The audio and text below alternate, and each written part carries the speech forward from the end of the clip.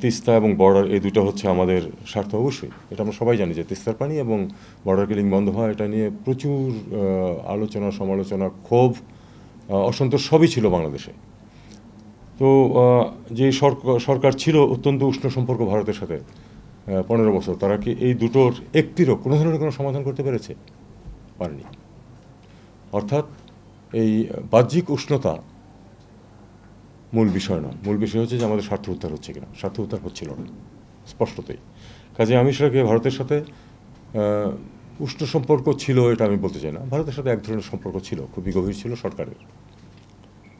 পাকিস্তানের সাথে সম্পর্ক ডেলিবারেটলি খারাপ করে রাখা হয়েছিল। কিছু সিদ্ধান্ত ছিল যার কারণে পাকিস্তানের সাথে সম্পর্ক আগের তুলনায় ডেটোরিয়েট করেছিল। আমাদের ধরুন 2009-এর আগে পাকিস্তানের সাথে আমাদের যেসব বিষয় ছিল তার তো কোনো পরিবর্তন হয়নি পরবর্তী 15 বছরে। আমাদের দিক থেকে কোনো, ওদের দিক থেকে কোনো পরিবর্তন হয়নি। বলতে পারেন আপনারা যে ক্ষমা চায় নাই, বলতে পারেন যে অ্যাসেট ভাগাভাগি হয়নি, সেটা তো আগেও হয় নাই, পরেও হয় নাই। কিন্তু এই সময়টাতে ডেলিভারিটলি কিছু সিদ্ধান্ত নিয়ে পাকিস্তানের সাথে সম্পর্কটাকে খারাপ করা হয়েছিল। আমাদের সিদ্ধান্তটা ছিল যে আমরা পাকিস্তানের সাথে একটা স্বাভাবিক সম্পর্ক প্রতিষ্ঠা করব, অতিরিক্ত কোনো কিছু না, কিন্তু একটা প্রতিবেশী হিসাবে আমাদের স্বাভাবিক সম্পর্ক প্রতিষ্ঠা করব।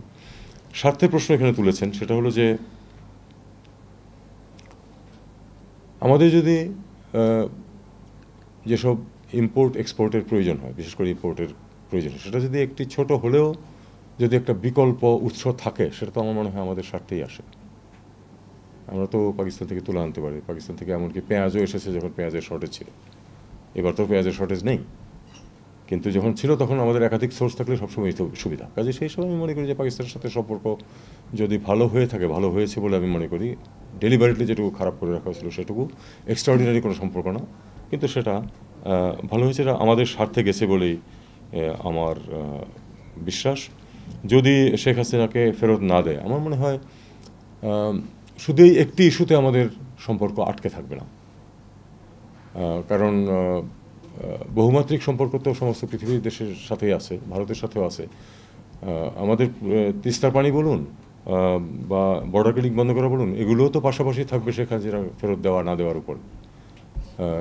একটা তো আরেকটার উপর নির্ভরশীল না, আমাদের ওই স্বার্থগুলি থেকেই যাবে। কাজে আমরা সেগুলি, আমাদের স্বার্থ উদ্ধারের চেষ্টা অব্যাহত থাকবে আমাদের। কতদিন লাগবে আমরা জানি না, তবে আমরা অবশ্যই চাই যে যেহেতু তিনি কনভিক্টেড হয়েছেন তাকে ফেরত দেওয়া হোক, যাতে আমরা বিচার শাস্তি ইমপ্লিমেন্ট করা যায়। কিন্তু এটার কারণে বাকি সব আটকে থাকবে এটা আমি মনে করি না।